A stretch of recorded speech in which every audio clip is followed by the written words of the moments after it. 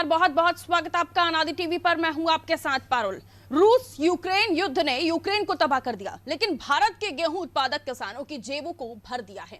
खासकर मध्य प्रदेश और उत्तर प्रदेश के किसान ज्यादा खुश हैं। इस चिलचिलाती धूप में उन्हें लंबी कतारों से मुक्ति मिली है। गेहूं खरीदने वाली मंडियों के चक्कर काटने और अधिकारियों की चिरौरी करने से भी उन्हें निजात मिली है। किसानों का गेहूं अब हाथों हाथ बिक रहा है। खरीदार उनके दरवाजे पर खड़े हुए हैं। उनके खेत में खड़ी फसलों के दाम तय हो गए हैं। अब ना उन्हें भंडारण की चिंता है, ना परिवहन की। खेत की दहलीज से गेहूं बिक रहा है और दाम भी मंडी से लगभग 1.5 गुना ज्यादा मिल रहे हैं। सरकार भी खुश है। प्रदेश सरकारों को समर्थन मूल्य पर गेहूं खरीदी के लिए बाजार से पैसा उठाना पड़ता है, लेकिन अब कम पैसा उठाना पड़ेगा, इसलिए कम ब्याज भी देना पड़ेगा। उधर गोदामों में गेहूं सड़ने के बाद कम दाम पर बेचने की मजबूरी से भी मुक्ति मिलेगी।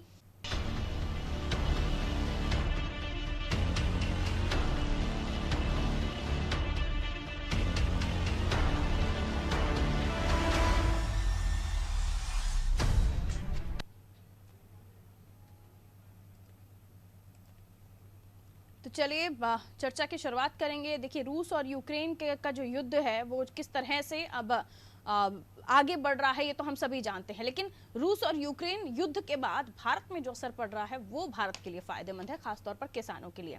देखिए, गेहूं की जो कीमतें हैं वो बढ़ गई हैं, किसानों के अच्छे दिन आ गए हैं, मंडियों से निजात मिल गई है लोगों को, और जो खरीदार हैं उनकी भी तूतू मैमे से वो बच गए हैं। तो फायदा तो किसानों को हो रहा है, लेकिन इससे किसानों को वाकई क्या फायदा हुआ है? क्योंकि कई ऐसी चीजें हैं जिसको लेकर किसान अभी भी चिंतित हैं, जिसमें उनके बकाया लोन्स भी हैं और भी सारी चीजें। चलिए, हमारे साथ विवेक बने हुए हैं, वो हमें और भी समझाएंगे कि आखिर कैसे अच्छे दिन ये किसानों के मान लिए जाए। क्योंकि एक तरफ तो रूस यूक्रेन युद्ध चल रहा है, तबाही का मंजर हमने देखा ही है, लेकिन दूसरी तरफ मंडियों में किसानों की जो कतारें लगती थी खरीदी केंद्रों में, वहां पर से वो कतारें खत्म हो गई हैं। अब उन्हें सीधा खरीदार मिल रहे हैं, खड़ी फसल उनकी तय हो जा रही है, सौदा हो जा रहा है कि आखिर कितने में, और वहां वो अपनी खुद की जो चॉइस है वो भी रख सकते हैं कि उन्हें देना है या नहीं देना है। पहले समर्थन मूल्य पर उन्हें देना ही पड़ता था। पहले भी ये स्थिति थी कि उनका अगर गेहूं 19-20 है तो भी उन्हें कॉम्प्रोमाइज स्टेटस पे आकर देना पड़ता था। आज की स्थिति में कैसे हम माने कि अच्छे दिन किसानों की और प्रदेश में जो किसान हैं उनके भी लिए परेशानियां जो खरीदी केंद्रों पर थी या जो व्यापारी हैं उनसे तू मैं होती थी वो खत्म हो गई? कैसे देखते हैं इस पूरे मामले को? देखिए, यूक्रेन और रूस युद्ध के बाद भले ही मध्य प्रदेश से गेहूं की जो डिमांड है वो ज्यादा बढ़ गई है। मध्य प्रदेश सरकार ने भी गेहूं को अधिक से अधिक खरीदने का फैसला किया है, लेकिन सबसे बड़ी मुश्किल ये है कि सोसाइटी स्तर पर जो खरीदी होनी चाहिए वो हो नहीं रही है, और लिहाजा किसान जो सबसे ज्यादा परेशान हो रहे हैं वो भुगतान के लिए परेशान हो रहे हैं। आप मेरे पीछे ये तस्वीर देख सकते हैं, ये करोद मंडी की तस्वीर है। यहाँ पे जो लोग जो है वो काफी कई दिनों से खड़े हैं और अपनी फसलों को बेचने के लिए आए हुए काफी दूर दूर से, ये आप तस्वीरों में देख सकते हैं। और किसान जो है वो यहाँ पे हमारे साथ मौजूद है। किसानों से हम पूछ लेते हैं आखिर स्थिति क्या है, किस तरीके से जो है वो फसल जो इस बार गेहूं की पैदावार हुई है, और क्या उनको सहूलियत हुई है और क्या नुकसान हुआ है, इस बार किस तरीके से फसल हुई है और मंडी की क्या स्थिति है। पैदावार तो अच्छी हुई है, लेकिन यहाँ पे ना तो वो जैसे वहाँ पे सोसाइटी में तुलवाने जाते हैं, 4 तारीख को तुलवाया, लेकिन अभी तक पेमेंट नहीं आया। इस कारण से मजदूरों को पेमेंट देने के कारण से यहाँ पे लेके आए, तो यहाँ पे व्यापारी पहले कुछ रेट में खरीदते हैं, फिर बाद में और कुछ रेट से खरीदते हैं। सुबह के पहली लाइन में खरीदते हैं मान लो 100 रुपए तेज, दूसरी लाइन में खरीदते हैं 100 रुपए कम। अपनी मनमानी कर रहा है, ना तो समिति ध्यान दे रही, ना सरकारी कर्मचारी ध्यान दे रहे। सबसे बड़ा एक सवाल ये है कि समर्थन मूल्य से कितना कम मिल रहा है। समर्थन मूल्य से 150 रुपए कम में खरीद रहे हैं। कभी तेज भी खरीद लें दिखाने के लिए, 2-4 ट्राली खरीद लेते हैं तेज में दिखाने के लिए, और बाद में फिर अपनी मनमानी करते हैं। ये एक बात कही जा रही है कि गेहूं आपका है, लेकिन साफ सफाई भी आपको करा के देनी होगी। जी हाँ, सब साफ सफाई हम ही करके ला रहे हैं, बिल्कुल 1 नंबर। और वही माल 100 रुपए कम में खरीदते हैं, और वही माल 100 रुपए तेज में खरीद लेते हैं। एक बड़ी समस्या ये भी है कि भुगतान नहीं हो रहा है जिन लोगों ने। हाँ, भुगतान भी नहीं हो रहा है, समय पर भुगतान भी नहीं दे। मंडी में तो दे रहा है, मंडी में तो हो रहा मंडी में तो भुगतान हो रहा है, लेकिन सोसाइटी में नहीं हो रहा है। 4 तारीख को तुलवाई हमने, अभी तक पेमेंट नहीं हुआ। आपने कुछ कर्ज भी लिया होगा, अब उसका भुगतान। कर्ज लिया। सोसाइटी पहले थी 31 मार्च, फिर उनने कर दी 15 अप्रैल। अब वो कहाँ से दें, जब पेमेंट ही नहीं आए तो कहाँ से चुकाएं, फिर ब्याज देना पड़ेगा। तो आप ये कह रहे हैं कि सरकार एक तरफ छलावा कर रही है। पहली बात तो ये है कि भुगतान नहीं हो रहा, भुगतान की वजह से आपको ब्याज देना पड़ेगा। ना, ब्याज देना तो पड़ेगा।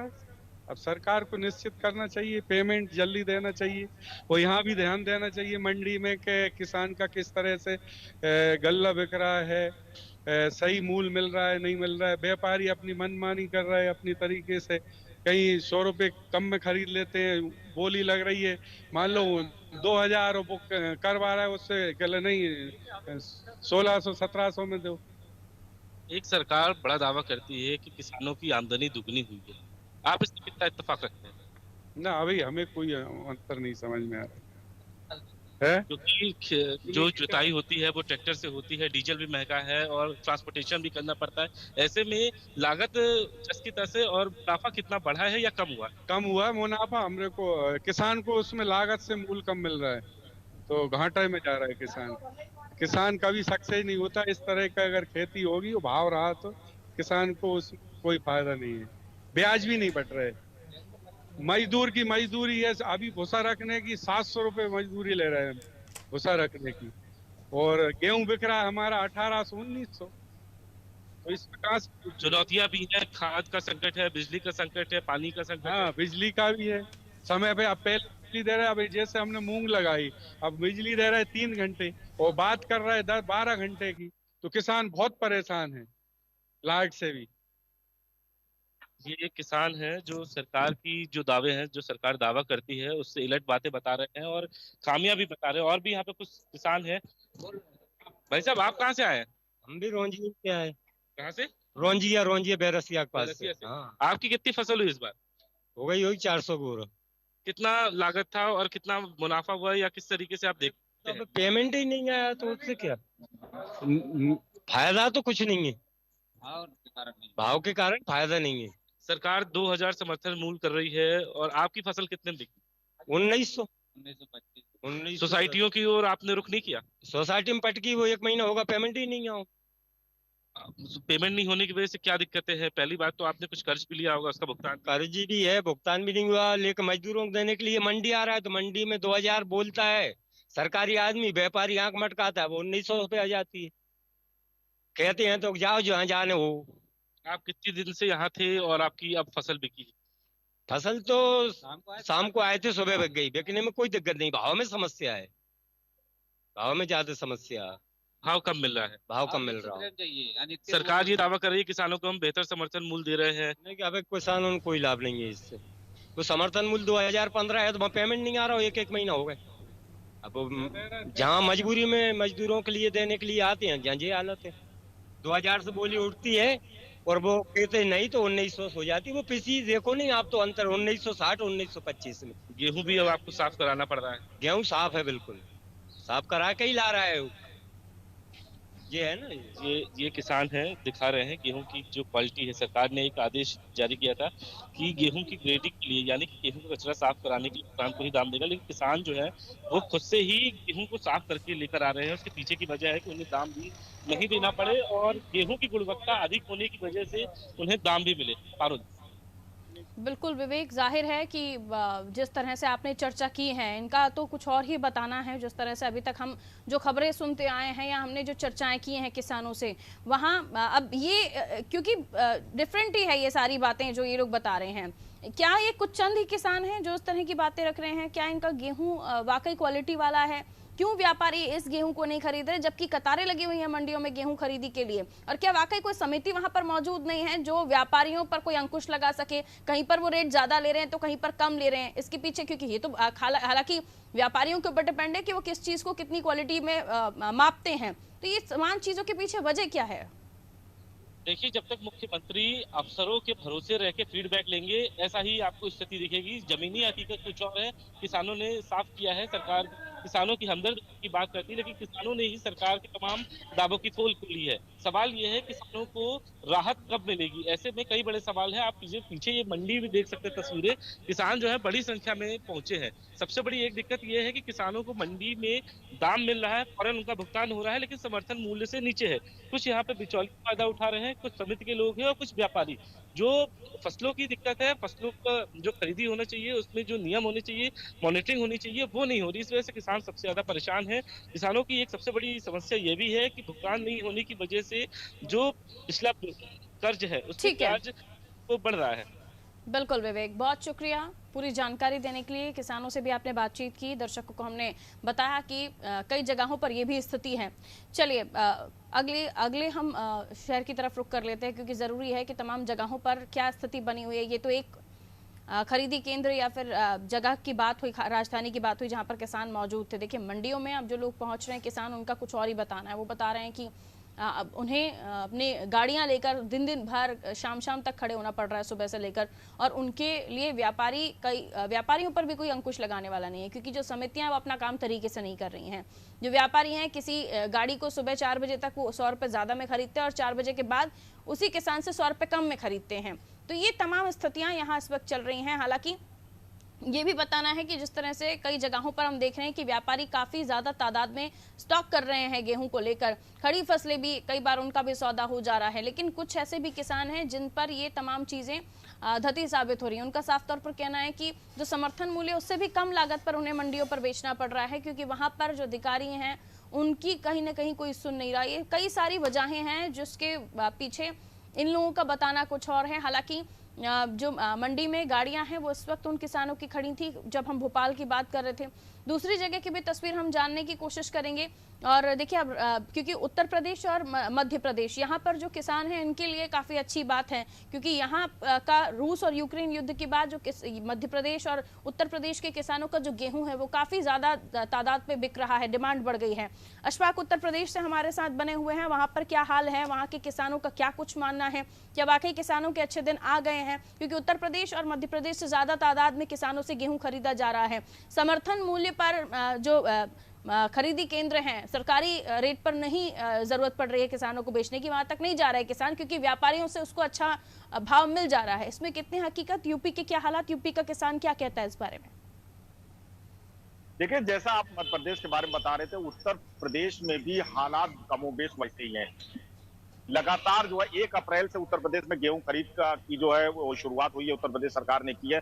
लेकिन मैं आपको बताऊं कि अलग अलग जिलों से जो हम लोगों के पास खबरें आ रही हैं वो बहुत चौंकाने वाली है। एक तो ये कि कई बड़ी कंपनियां, गुजरात की और दिल्ली की कई बड़ी कंपनियां, अगर हम जो मिर्जापुर, सोनभद्र और दूसरे इलाकों की बात करें, या बहराइच के इलाके की बात करें, या तो या जो गेहूं के बड़े प्रोडक्शन एरिया है, या देवरिया बस्ती की बात करें, या पश्चिम यूपी की बात करें, तो कई बड़ी कंपनियां डायरेक्ट किसानों से गेहूं खरीद रही हैं और वहीं से पैक करके रेलवे के थ्रू जो है वो भेज रही है। सिर्फ अगर हम बनारस के एरिया की, वाराणसी की बात करें, जहां पे करीब 12 जिलों की बात करें, तो कम से कम जो है बताया ये जा रहा है कि 20 MT यानी कि तकरीबन 20 लाख टन जो है गेहूं वहां से खरीद के भेजा जा चुका है अब तक। और उत्तर प्रदेश सरकार की जो मंडियां, जैसा आप बता रहे हैं कि खरीदने की बात जो कर रही है, तो वहां से 2-3 समस्याएं किसानों को आती हैं। एक तो घटकौली की उनकी शिकायत रहती है, दूसरे जब वो जाते हैं तो उन्हें लंबी लाइन का इंतजार करना पड़ता है, तीसरे ये है कि ये जो काम करते हैं उनका अंदाज वही पुराना है और उसमें भी जो पैसा मिलता है वो अकाउंट में आता, और कब आएगा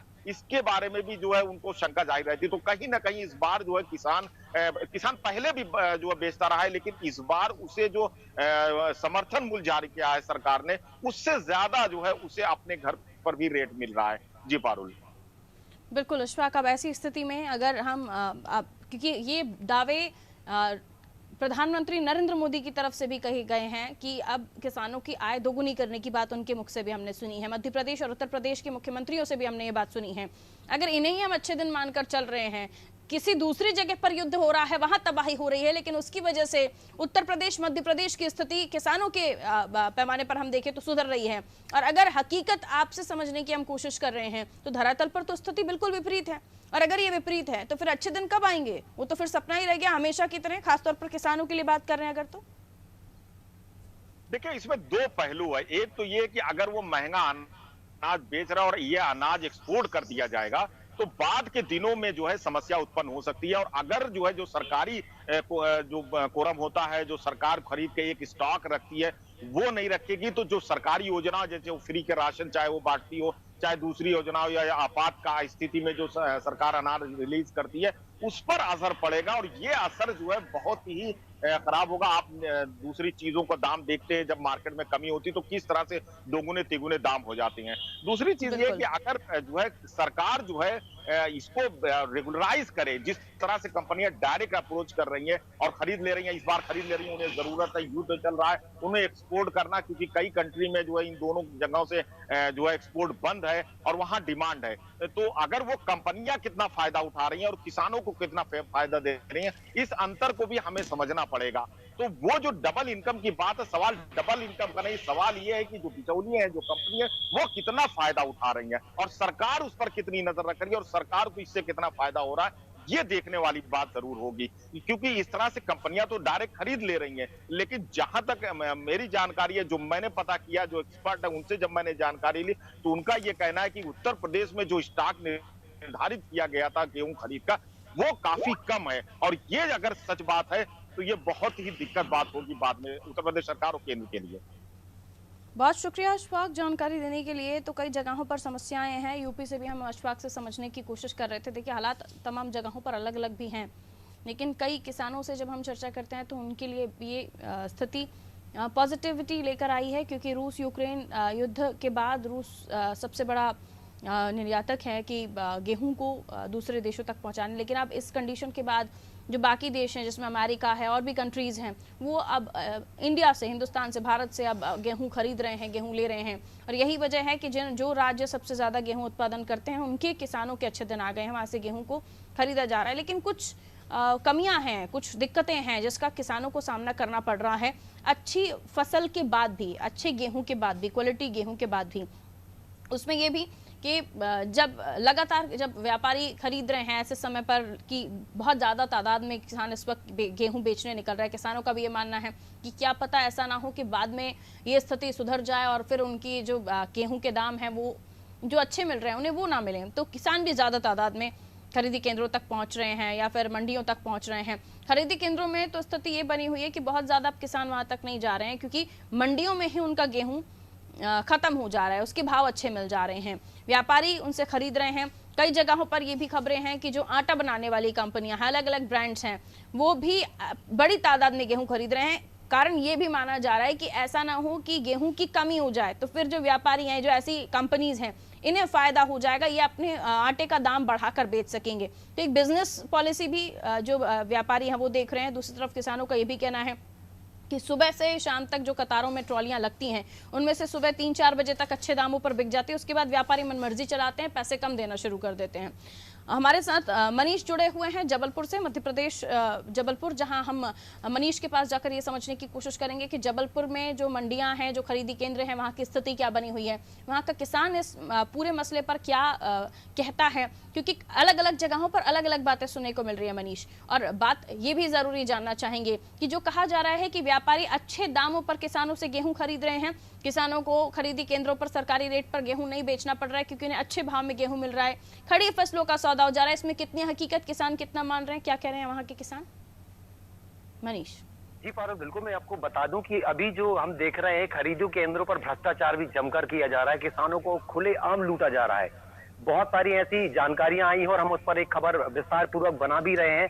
किसानों को ये मान के चलिए आपकी 100 ग्राम, 200 ग्राम, 400 ग्राम, 500 ग्राम तक एक्स्ट्रा गेहूं की तोलाई की जा रही है, जबकि 50 प्लास्टिक की जो बोरी है उसमें जो निर्देश दिए गए हैं उसमें 50 किलो 130 ग्राम या 140 ग्राम की तोलाई होनी चाहिए।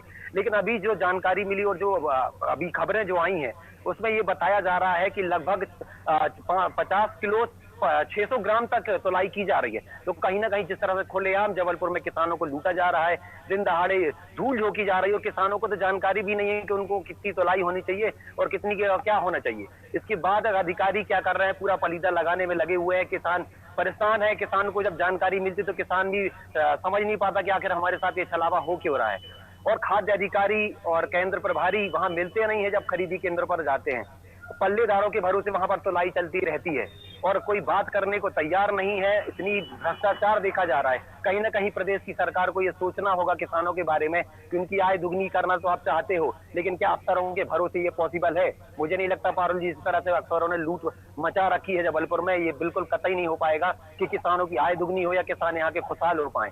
जो दौर लगातार आत्महत्या और परेशानियों का जो चला आ रहा है किसानों का, वो लगातार इस बदस्तूर चलता रहेगा। जिस तरह का भी हम देख रहे हैं, जिस तरह से भ्रष्टाचार और अधिकारियों का चल रहा है, ये कहीं ना कहीं बहुत ही चिंताजनक स्थिति है किसानों के लिए, और इस पर गंभीर चिंतन करना होगा प्रदेश की सरकार को, प्रदेश के मुखिया को। पारुल जी। बिल्कुल मनीष, चिंतन का विषय है क्योंकि कृषि कर्मठ प्रदेश हम हैं, कृषि कर्मठ का अवार्ड हम बार बार लेते रहे हैं, और उसके बाद जब वो स्थिति है जब किसानों का गेहूं और भी ज़्यादा तादाद में जाना चाहिए, ज़्यादा तादाद में उनको रेट्स मिलने चाहिए, लेकिन उसके बावजूद भी अगर धरातल पर भ्रष्टाचार जैसी स्थिति है तो काफ़ी चिंताजनक विषय है। और वहाँ पर जो मंडियाँ हैं वहाँ पर समितियाँ होती हैं, वो क्यों नदारद हैं पूरे मामले से? संक्षेप में जल्दी से बात बताइए। पारुल, सीधी सी बात है कि जब भ्रष्टाचार में सब लिप्त हैं तो सब भ्रष्टाचार की भेंट चढ़ रहे हैं। सबको पैसा दिख रहा है, किसान की भलाई कोई नहीं देख रहा है। किसानों के साथ कुछ भी होता रहे उनको मतलब नहीं, उनको सिर्फ अपनी जेब भरने से मतलब है। तो सीधी सी बात यही है, इसलिए किसान मजबूरन मंडियों में जाना पसंद कर रहे हैं, ना कि खरीदी केंद्र। जी, बहुत शुक्रिया जानकारी के लिए मनीष। तो किसानों के लिए मजबूरी हो चली है कि वो चाहे न चाहे भी वो वहाँ मंडियों में पहुँच रहे हैं, क्योंकि खरीदी केंद्रों पर समितियाँ और जिस तरह से उनके साथ भ्रष्टाचार किया जा रहा है, ये उनके लिए काफ़ी परेशानी का सबब बन रहा है।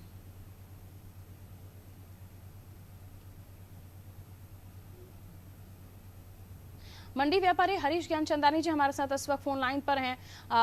सर, बहुत स्वागत करती हूँ आपका नादी टीवी पर। सुन पा रहे हैं आप मुझे हरीश जी? हाँ जी, धन्यवाद आपका। हरीश जी, एक व्यापारी के लिहाज से मैं आपसे ये समझने की कोशिश करना चाहती हूँ मेरे दर्शकों के लिए कि ये कहा जा रहा है कि गेहूं प्रदेश का बड़ी अच्छी तादाद पर जो मार्केट है वहां पर, मंडियां हैं वहां पर पहुंच रहा है, लेकिन कई किसानों से आज हमारी बात हुई तो वो बता रहे हैं कि मंडी में व्यापारियों की मनमर्जी चल रही है।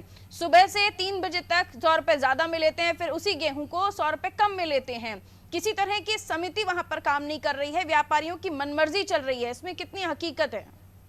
व्यापारियों की मनमर्जी कभी भी नहीं चल रही है। गेहूं पूरा एक्सपोर्ट की डिमांड और सप्लाई के ऊपर डिपेंड करता है। कभी जो रेट की उपलब्धता उसके ऊपर डिपेंड करता है।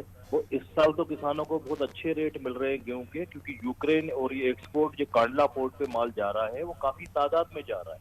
इतना गेहूं कभी भी एक्सपोर्ट नहीं हो रहा है जो इस बार हो रहा है। तो ये कहना गलत है कि किसानों को रेट नहीं मिल रहा है। लगभग एमएसपी के बराबर, और शरबती गेहूं तो 3500-3300 बिक रही है।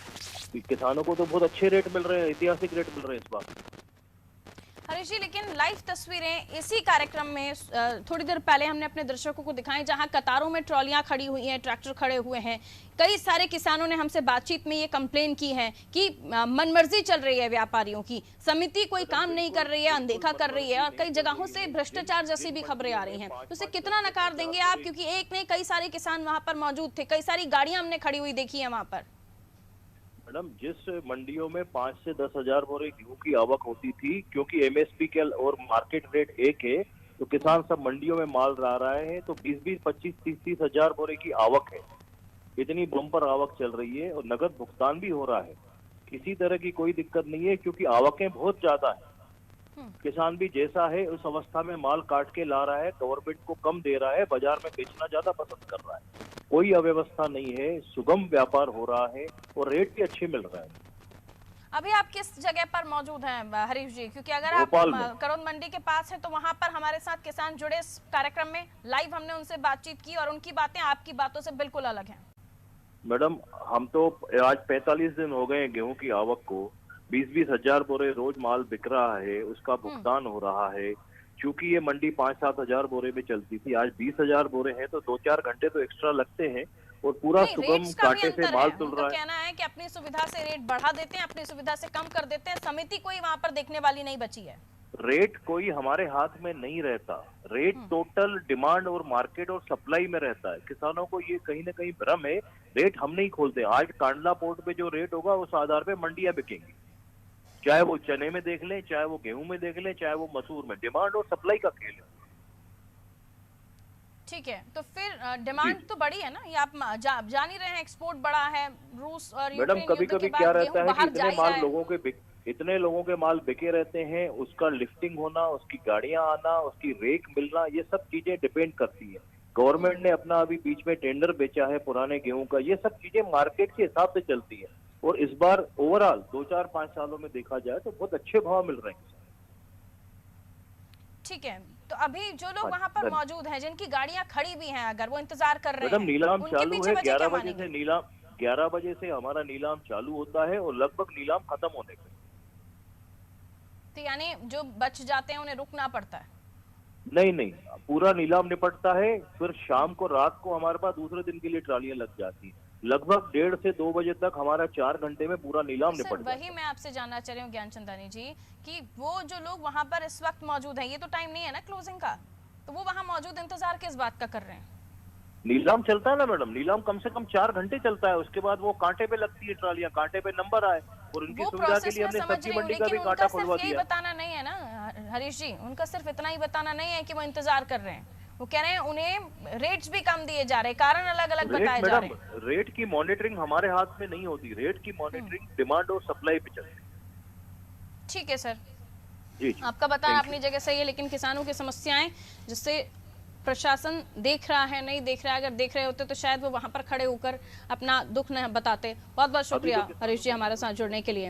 हरीश ज्ञानचंदानी जी मंडी व्यापारी हैं और व्यापारियों पर ही किसानों ने आरोप लगाए हैं कि मनमर्जी चल रही है व्यापारियों की, किसान परेशान मंडियों में भी दिखाई दे रहा है। हालांकि ये भी बताया जा रहा है कि आवक जो एक्सपोर्ट है वो बढ़ गया है, किसान अपनी फसल ज्यादा तादाद में मंडियों में जाकर बेच रहे हैं, खरीदी केंद्रों पर नहीं बेच रहे हैं, और काफी बड़ी तादाद में ट्रॉलियां पहुंच रही हैं, काफी बड़ी तादाद में गेहूं पहुंच रहा है, और कई कारण बताए जा रहे हैं इसके पीछे किसानों की नाराजगी के भी। लेकिन कई ऐसे किसान हैं जो ये भी मानते हैं कि क्योंकि उन्हें फसलों के रेट अब अच्छे मिल रहे हैं, पिछले कई सालों से बेहतर रेट्स उन्हें मिल रहे हैं, खरीदी केंद्रों पर जो सरकारी रेट्स है उससे ज़्यादा एमएसपी रेट है, उससे ज़्यादा रेट पर वो बाहर मंडी व्यापारियों को बेच रहे हैं अपनी फसलों को लेकर।